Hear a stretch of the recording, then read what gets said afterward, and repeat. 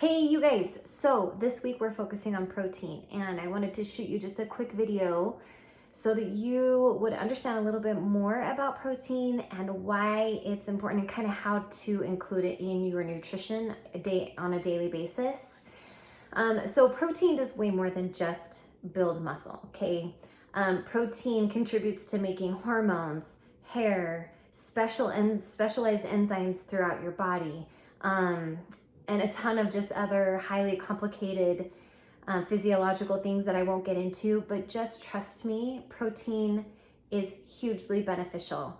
And that's why in our program, it is a very important macronutrient and something that we need to make sure that we're getting enough in every day and that we're balancing it out throughout the day, because protein on a constant basis is broken down in our body and used for lots of different things. So we need to make sure we have this steady stream of protein as we eat throughout the day. Okay, so that's your first tip, is to keep the protein equalized kind of throughout the day. And your second tip is to keep it lean. Now, what is lean protein? So we have red beef or red meat, right? And it's highly vascular, oftentimes super fatty unless you get it super lean.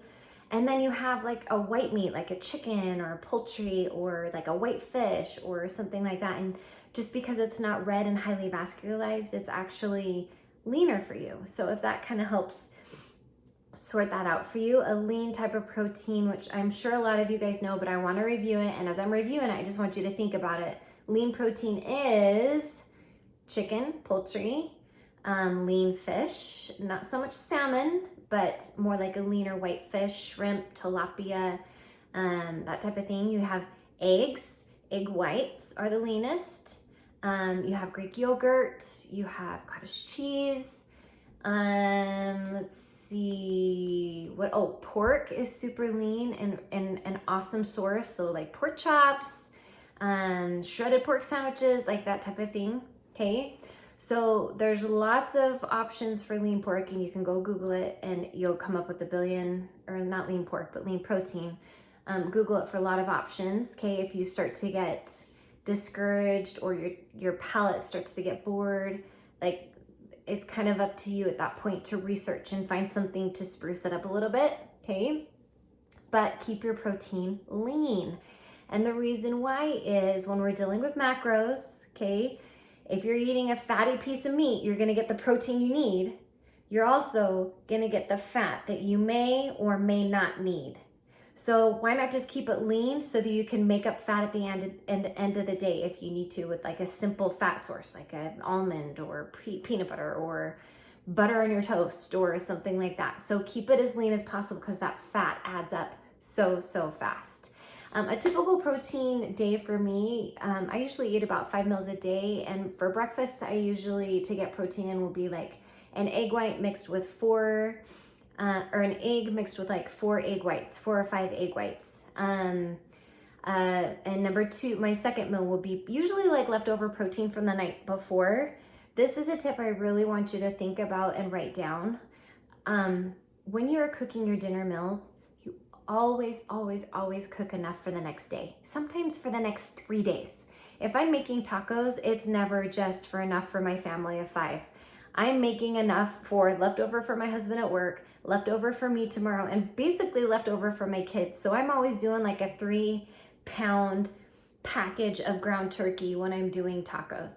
It's just how I roll, because it's so much easier than having to cook every single meal. Always have something in the fridge. Okay, so for your dinners, always enough for leftover. So that was my second meal. I'll do some sort of leftover. My third meal, sometimes I'll do like a tuna and a light mayo. Sometimes I'll do an occasional lunch meat sandwich, because it's easy and quick, highly processed, so I don't love it. That lunch meat is, but it's quick and easy. And listen, I'm a busy mom. You're busy people. We work, like sometimes it has to be easy. Some portable nutrition that I love for my third meal is like a good to go bar, maybe even a protein bar at times. Anything like that. Always have something on hand and in the drawer and quick and accessible. Okay, so maybe my fourth meal is usually dinner, and it'll always be like a lean protein. And like I said, I make enough for leftovers. And then my fifth meal, I always, not always, but I love to end the day with like a Greek yogurt, something like that, that's plenty of protein and that will just kind of sit in my body while my body heals while I'm sleeping overnight. Okay? So just some protein ideas for you.